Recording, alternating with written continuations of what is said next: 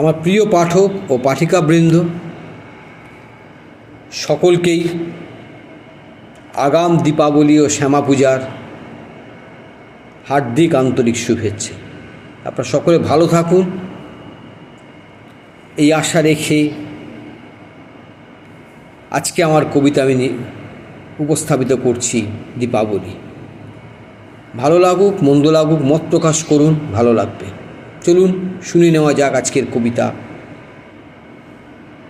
আলোর উৎসব দীপাবলি হয় কার্তিক মাসে, ধনতেরাস থেকে শুরু হয়ে ভাইফোঁটার অবকাশে। অর্থ যে তার অনেক গভীর, পুরাকাল থেকে রামচন্দ্রের লঙ্কা বিজয় উৎসব কাহিনী মনে রেখে। দীপাবলি কথার অর্থ হলো প্রদীপের সমষ্টি, আলোকমালায় সেজে ওঠা ভারতীয় কৃষ্টি। পালন করে ব্রত উপবাসে শিখ বৌদ্ধ জৈন হিন্দু, বাতি প্রদীপ আলোকমালায় সমুদ্র হিমাচল সিন্ধু।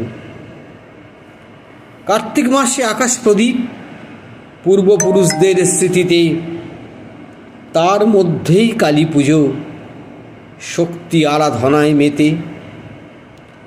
অন্ধকার দূর করে আলোর পথের সন্ধানে, অজ্ঞতা দূর করে জ্ঞানের প্রদীপ আহরণে।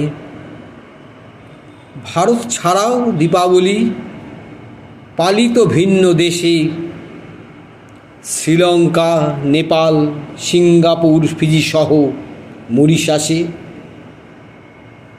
চোখ ধাঁধানো আতশবাজি আকাশ করে আলো, শব্দবাজি বাড়ায় দূষণ বন্ধ হওয়াই ভালো।